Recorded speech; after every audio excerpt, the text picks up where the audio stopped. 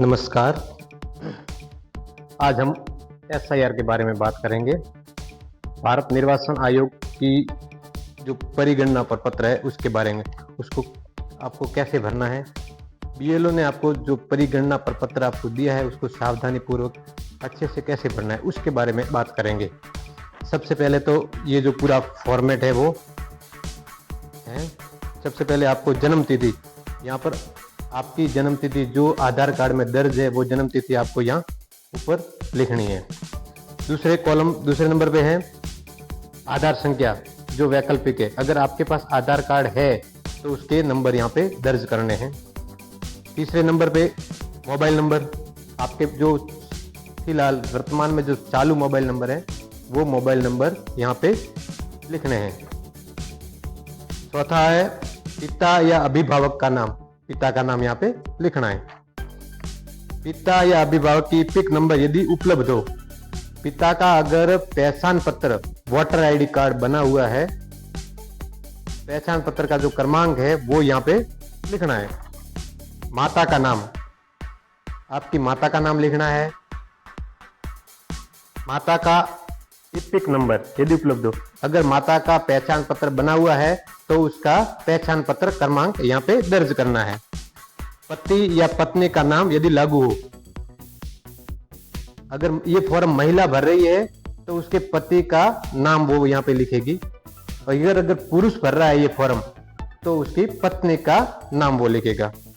पति या पत्नी का इपिक नंबर, अगर आदमी ये फॉर्म भर रहा है तो उसकी पत्नी का ईपिक नंबर मतलब पहचान पत्र क्रमांक यहाँ पे दर्ज करेगा। अगर औरत ये फॉर्म भर रही है तो उसके पति का ईपिक नंबर वो यहाँ पे दर्ज करेगी। ये सावधानी पूर्वक ये जो कॉलम है वो सारे आपको फिल करने के बाद ही बीएलओ को देना है। इसके बाद में दो कॉलम आ रहे हैं। एक कॉलम है अंतिम विशेष ज्ञान पुनरीक्षण की निर्वाचन नामावली निर्वाचन का विवरण। अगर आपका नाम 2002 की निर्वाचन नामावली की सूची थी उसके अंदर अगर आपका नाम है तो ये कॉलम भरना है। इस कॉलम में आपको निर्वाचक का नाम मतलब आपका नाम भरना है, रिश्तेदार का नाम लिखना है, रिश्ते का नाम लिखना है, जिला राज्य का नाम, विधानसभा निर्वाचन क्षेत्र का नाम लिखना है। उसके नीचे ये जो 3 कॉलम दिए हुए हैं, विधानसभा निर्वाचन क्षेत्र की संख्या, भाग संख्या और क्रम संख्या जो आपको लिखनी है।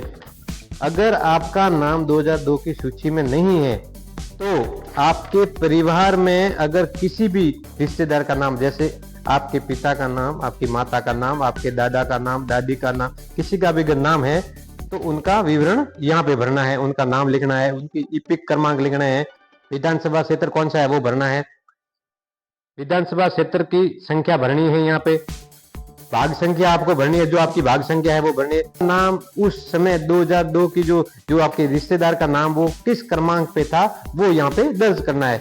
ये पूरा फॉर्म भरने के बाद इस अच्छी तरह से ये सारी चीजें पढ़ लेनी है। उसके बाद यहाँ पे आपके साइन कर देना है। साइन करने के बाद आपको ये फॉर्म बीएलओ को देना है। बीएलओ साहब यहाँ पे साइन करने के बाद ये फॉर्म ऑनलाइन अपलोड कर देंगे। अगर आपको और भी कुछ अगर शंकाएं रह जाती है तो इस प्रपत्र के पीछे की तरफ में ये सारी सूचनाएं दी गई, आप अच्छी तरह से इसको पढ़ भी सकते हैं और समझ भी सकते हैं।